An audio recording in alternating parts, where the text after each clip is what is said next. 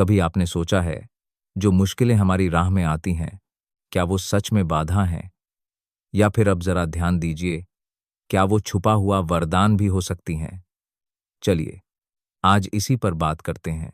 रुकावटें यानी ऑब्स्टैकल्स, और दूसरी तकनीकी भाषा में कहें तो रेजिलियंस ट्रिगर्स हमेशा नकारात्मक क्यों लगती हैं?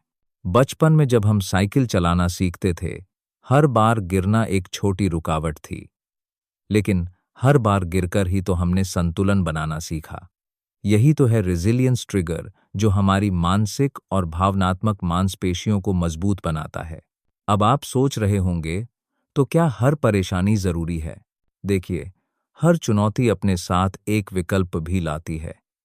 या तो हम दब जाएं, या उससे कुछ नया सीखें। जैसा कि मेरी एक दोस्त की कहानी, उसकी नौकरी छूट गई। शुरुआत में उसे लगा मानो सब खत्म हो गया, लेकिन इसी दौर में उसने अपनी खुद की डिजाइन कंपनी शुरू की, जो अब सैकड़ों लोगों को रोजगार देती है। यानी जब ऑब्स्टिकल आए, तो उसी में आपके लिए रॉ मटेरियल छुपा होता है। इमेजिन कीजिए, अगर कोई स्कल्पचर मूर्तिकार पत्थर के टुकड़े को चुनौती न मानकर उसे कला में न बदले, तो क्या होगा?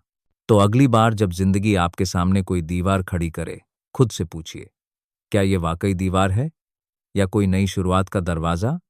यही है ऑब्स्टिकल्स को ट्रांसम्यूट करने की असली ताकत, रुकावट से राह बनाना। अब सवाल उठता है, बाधाओं को अवसर में बदलते कैसे हैं? सुनिए, इसका राज छुपा है ट्रांसम्यूटेशन में। ये एक एल्केमिकल टर्म है, यानी किसी चीज को पूरी तरह बदल देना, जैसे लोहे को सोने में बदलना। कई बार हम खुद से कहते हैं, मेरे पास रिसोर्सेज नहीं है, मैं कैसे करूं? लेकिन सच तो यह है, इनोवेशन यानी नवाचार हमेशा कॉन्स्ट्रेंट से ही जन्म लेता है। याद है, जगदीश चंद्र बोस ने अपने रिसर्च के लिए कबाड़ में से साइंटिफिक इक्विपमेंट बनाए थे। अब सोचिए, आप भी कोई चैलेंज अपने हिसाब से मोल्ड कर सकते हैं। एक हाइपोथेटिकल डायलॉग अगर जिंदगी आपसे कहे, तुम ये नहीं कर सकते, तो आप मुस्कुराकर जवाब दें, देखते हैं कैसे नहीं कर सकता। ट्रांसम्यूट करने के लिए सबसे जरूरी है पर्सपेक्टिव शिफ्ट, यानी नजरिया बदलना। ऑब्स्टेकल दिखे तो रुकने की जगह उस पर नए एंगल से सोचिए।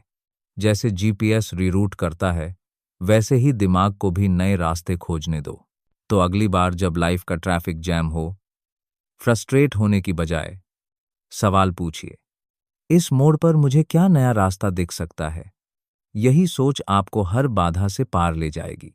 क्या आपने कभी मेंटल रीफ्रेमिंग या ग्रोथ माइंडसेट जैसे शब्द सुने हैं? चलिए, आसान भाषा में समझाता हूं। मेंटल रिफ्रेमिंग मतलब वह कला जिससे आप एक ही स्थिति को दूसरे नजरिए से देख पाते हैं। उदाहरण के लिए, यदि परीक्षा में कम नंबर आए, तो खुद से कहें, चलो, अब समझ आया कहां सुधार करना है।